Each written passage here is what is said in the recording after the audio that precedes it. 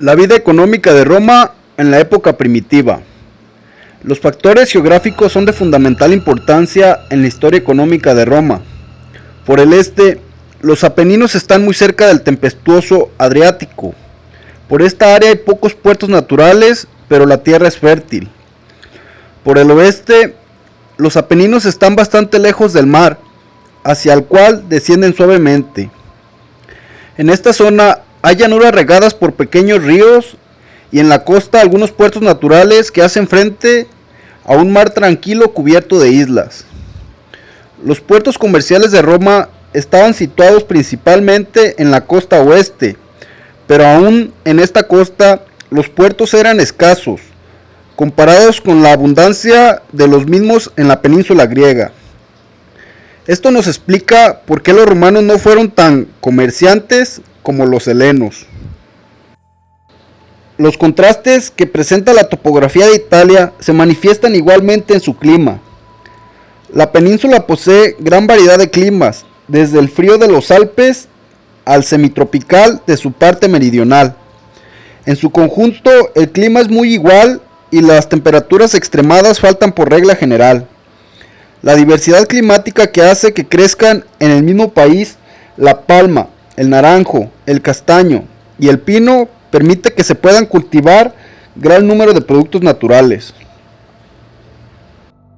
La posición prominente de Italia en el Mediterráneo la coloca en el centro del mundo antiguo entre los tres continentes que baña dicho mar.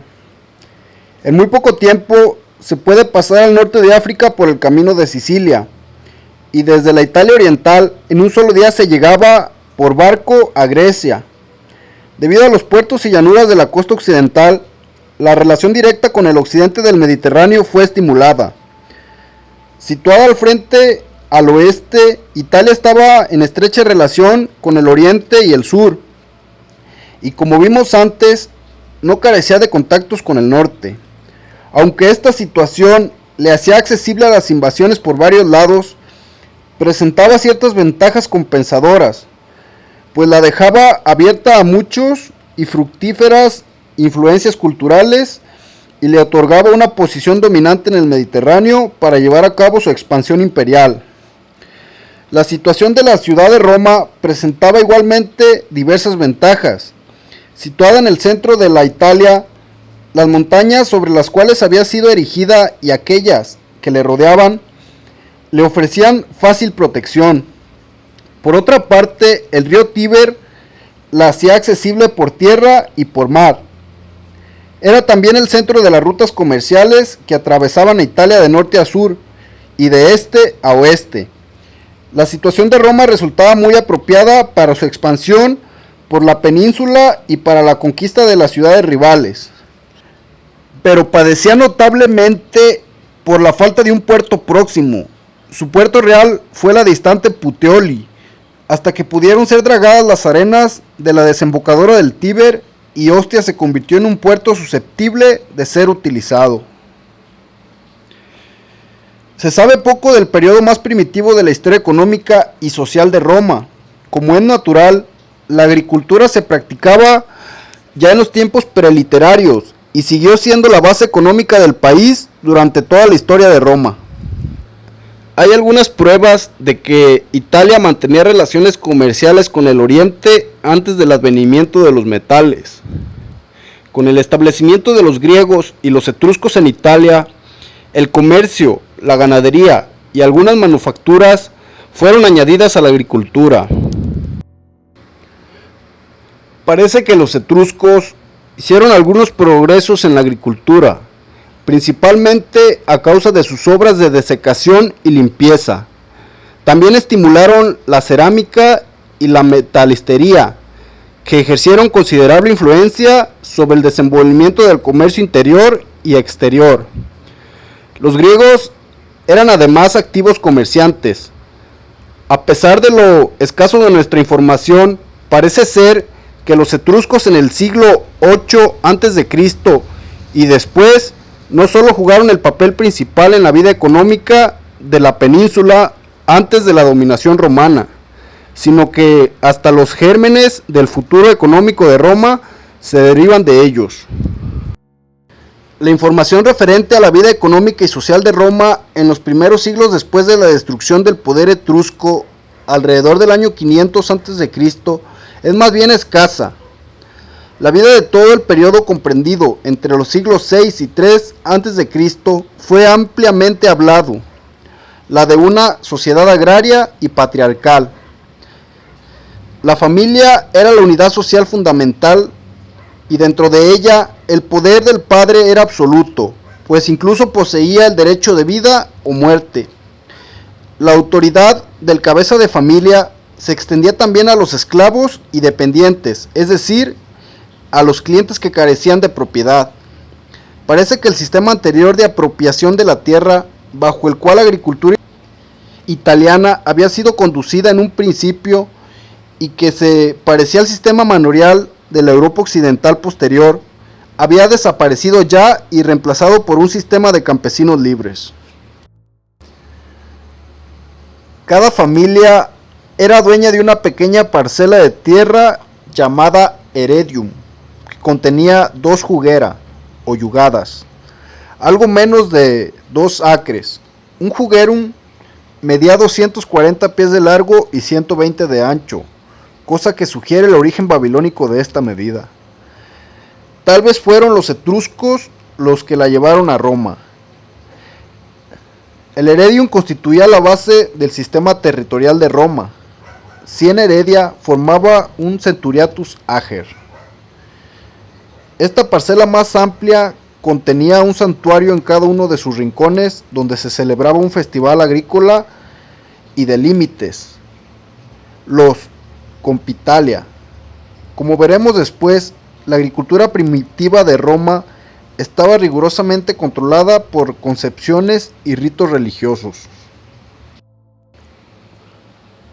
Uno de los más importantes resultados agrarios de la conquista romana fue la transformación del derecho de propiedad, una nueva distribución de la tierra y la inoculación de Roma por los gérmenes de una cuestión agraria que había de adquirir con el tiempo extraordinarias proporciones. La porción mayor del territorio conquistado quedó en poder de sus antiguos propietarios. El resto fue distribuido de la siguiente manera. Algunas tierras fueron vendidas o donadas a determinados individuos.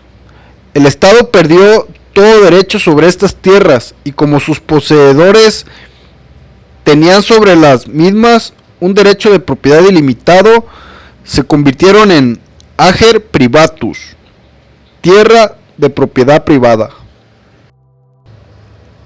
Otra porción fue arrendada mediante el pago de una renta anual, pero el Estado retenía la propiedad y solo garantizaba el arrendatario su uso.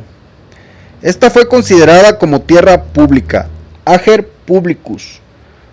Un tercer medio de disponer de la tierra conquistada fue el arriendo de secciones de la misma a sus cultivadores originales.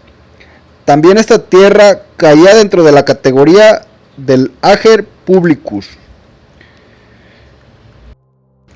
La situación económica de la agricultura romana se fue complicando cada vez más por las demandas de los campesinos romanos y las repercusiones del servicio militar.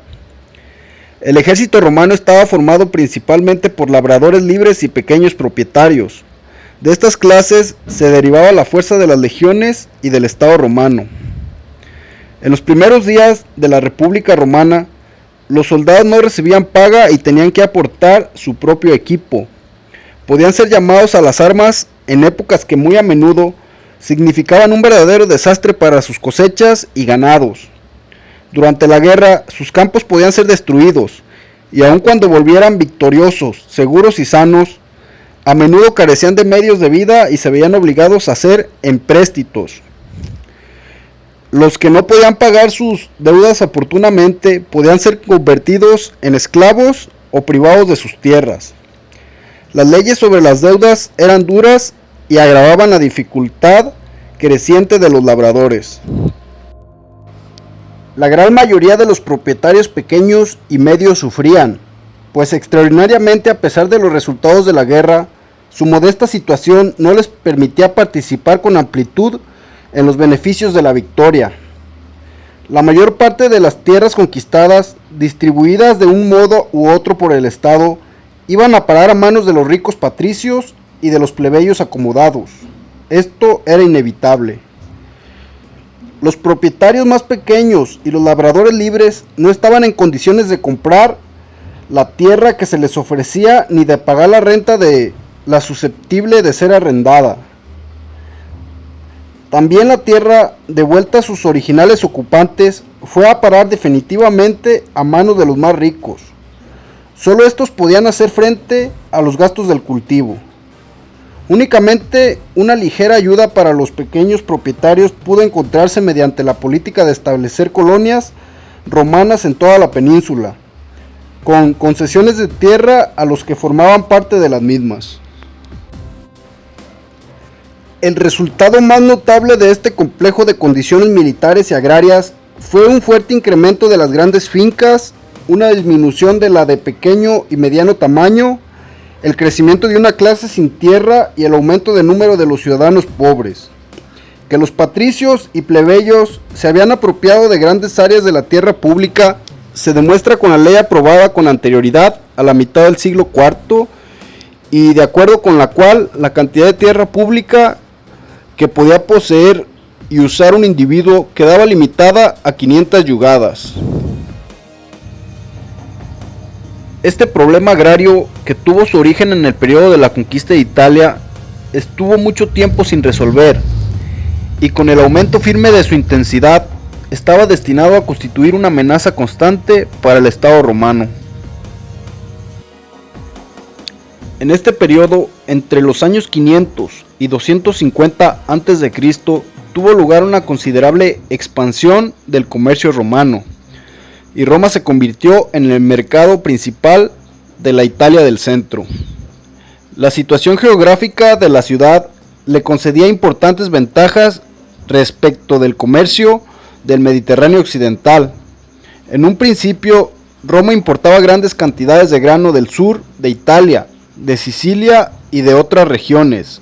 Era evidente que el Lacio no podría producir suficiente cantidad de artículos alimenticios para satisfacer sus crecientes necesidades. Las principales exportaciones de Roma en este periodo eran de cobre, la lana y los cueros. Por los tratados comerciales que han llegado a nosotros, correspondientes a esta época, se demuestra claramente que el comercio marítimo de Roma se había extendido también de manera considerable. Las conquistas de Roma en la península se reflejaron naturalmente en el progreso del comercio interior, estimulado por la creciente riqueza, poder y población de Roma. Aunque nuestro conocimiento de la industria romana en esta época es inadecuado, parece seguro que la industria manufacturera progresó algo.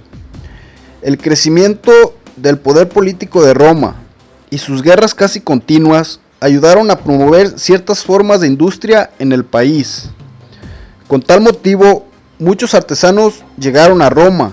La demanda de armas debió estimular igualmente su manufactura. Las ramas más activas de esta industria parece que influyeron también en las del tejido, de la cerámica, de la metalistería, de la orfebrería y de la construcción.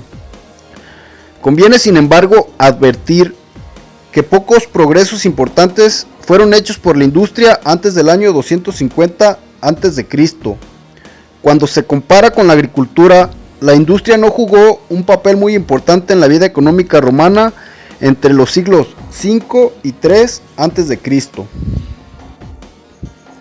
El creciente comercio con países que poseían moneda acuñada oficialmente hizo inadecuado este medio de cambio, y entonces el Estado adoptó un sistema dual de bronce y plata. El año 269 a.C. tuvo lugar una reforma sistemática del mismo. El bronce y la plata le sirvieron de base y de este modo se estableció definitivamente un sistema bimetalista. Surgió, como es natural, la dificultad de conservar la relación entre el valor del bronce y de la plata, correcta y estable. La moneda básica era el denario de plata, que equivalía aproximadamente a 17 centavos de dólar. El oro no se usó como tipo de valor hasta el fin de la República. También el imperio se valió de un sistema bimetalista, pues el áureo de oro valía 24 denarios. En la época de Constantino, el sólido, 72 por libra de oro puro, fue introducido como moneda tipo de oro.